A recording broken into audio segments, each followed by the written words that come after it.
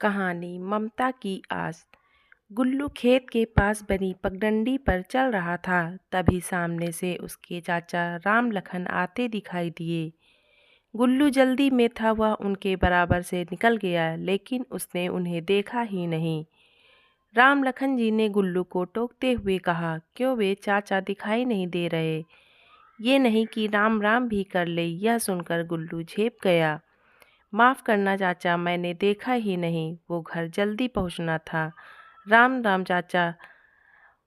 लेकिन तब तक राम लखन चाचा का गुस्सा 7वें आसमान पर पहुंच गया था। हाँ हाँ, भैया ने मना किया होगा। बंटवारा क्या हुआ? सबके रंग बदल गए। गुल्लू बिना कुछ बोले आगे बढ़ गया। राम लखन और तिलक राज दोनों सगे भाई थे। दोनों भाई दिन भर खेतों में मेहनत करते, अच्छी फसलें होती और घर में हमेशा अन्न के भंडार भरे रहते थे। राम लखन अपने भाई की बहुत इज्जत करता था। एक दिन उनके पिता का देहांत हो गया। धीरे धीरे तिलक राज ने खेतों पर जाना बंद कर दिया। अब सारा काम राम लखन के सिर पर आ गया था। तिलक राज बड़ा होने के कारण पैसे का हिसाब किताब रखता था और धीरे धीरे उसने राम लखन को घाटा दिखाना शुरू कर दिया। लेकिन राम लखन भी सब समझता था। बड़े भाई की इज्जत के कारण वह कुछ बोल नहीं पाता था। पानी जब सिर से ऊपर चला गया तो एक दिन राम लखन ने बंटवारे की बात कर दी। भैया, मुझे लगता है पिताजी के जाने के बाद हमें बंटवारा कर लेना चाहिए था। कोई बात नहीं, अभी भी कुछ नहीं बिगड़ा है, हम बंटवारा कर लेते हैं। तिलकराज कहाँ मानने वाला था। वाह, अभी पिताजी को गए 1 साल भी नहीं हुआ और इसे बंटवारा करना है। क्यों भाई, ऐसी क्या आफत आ गई? भैया, मुझे लगता है आप पैसों में हेराफेरी करते हैं। मैं इतनी मेहनत करता हूँ, फसल भी अच्छी होती है, फिर भी घाटा क्यों होता जा रहा है? राम लखन की बात सुनकर तिलकराज ने लाठी उठा ली। तू मुझे चोर बता रहा है? एक शब्द और बोला तो तेरा सिर फोड़ दूंगा।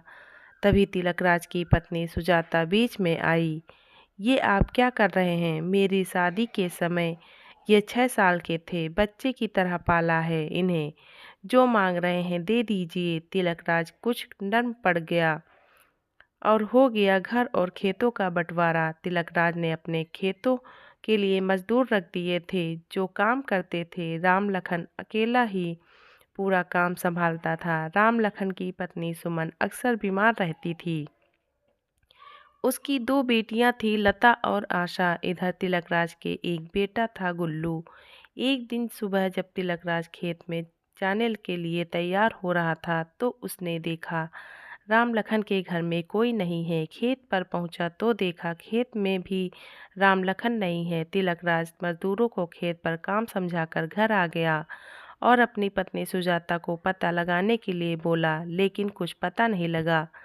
तिलकराज और सुजाता ने पूरे गांव में पता किया, लेकिन कुछ पता नहीं लग पा रहा था। उन्हें लगा रातों रात दोनों सब कुछ बेचकर भाग गए। इसी तरह कुछ दिन बीत गए। एक दिन राम लखन अपनी दोनों बेटियों के साथ वापस आया। सुजाता ने जाकर पूछा, क्या हुआ भैया, कहाँ चले गए थे? और सुमन कहाँ है? यह सुनकर दोनों बेटियां अपनी ताई से लिपट कर रोने लगी। ताई जी, माँ हमें छोड़कर चली गई। यह सुनकर सुजाता का कलेजा धक से बैठ गया। उसने राम लखन की ओर देखा। वह रोते हुए बोला, भाभी, उसकी बीमारी उसे खा गई। शहर के बड़े अस्पताल में भर्ती कराया, लेकिन उसे बचा न सका। यह कहकर वह फूट फूट कर रोने लगा। सुजाता झट से बाहर गई और गुल्लू को अपने पिता को बुलाने भेजा।